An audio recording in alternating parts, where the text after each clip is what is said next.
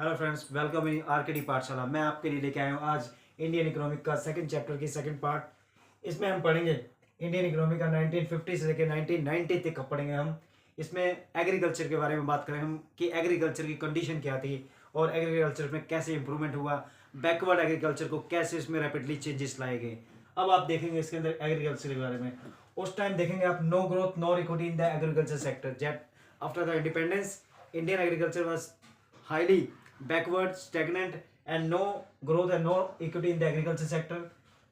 75% of the workforce of the population in agriculture sector, 75% जो है जनसंख्या ज़्यादातर जो काम कहाँ करती, एग्रीकल्चर में करती थी, ज़्यादातर एग्रीकल्चर पे डिपेंडेंट थी।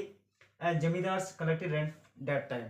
और जमींदारों से क्या है कि जो किसान थे वो ज़मीन जो है लगान पे लेते थे और उन्हें उसके बदले में हाईली लगान या ज़्यादा लगान रेट जो है देना पड़ता था, जिसके कारण वो और ज़्यादा पुअर होते जा रहे थे। Now we are discussing features of agriculture. Features means we can say problems. उसकी प्रॉब्लम्स क्या थी अब हम देखते हैं। पहला है low productivity. Low productivity means क्या है, प्रोडक्शन कम होता था क्योंकि उनके पास टेक्नोलॉजी नहीं थी या इन्वेस्टमेंट नहीं थी या रॉ मटेरियल में इन्वेस्ट करने के लिए पैसा नहीं था। दूसरा क्या है, disguised unemployment. Disguised unemployment means क्या है, छुपी हुई बेरोजगारी।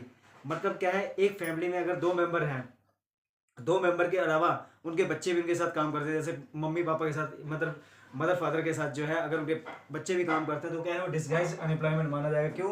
अर्नर जो है हेड ऑफ द फैमिली माना जाएगा। Then now highly dependence on rainfall. जो एग्रीकल्चर था उस टाइम पे, जो किसान थे वो फुली डिपेंडेंट थे मानसून के ऊपर, रेनफॉल पे। अगर अच्छी बरसात होती थी, अच्छी रेनफॉल होती थी तो उनकी हार्वेस्ट अच्छी हो जाती थी। अगर रेनफॉल नहीं होती तो उनकी हार्वेस्ट जो है खराब हो जाती थी। तो now outdated technology, they have no new methods, no new technology, so the reason of the backward of the agriculture in that time. And now small holdings, land holdings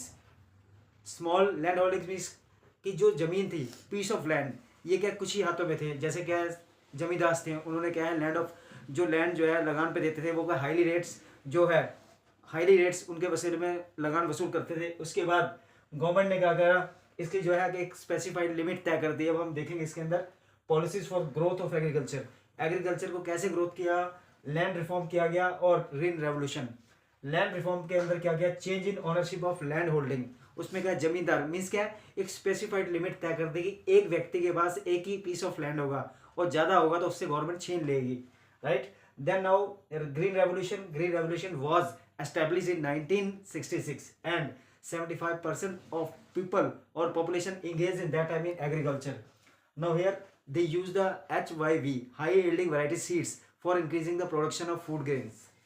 Now this is enough for this video and I hope you will like this. Thank you.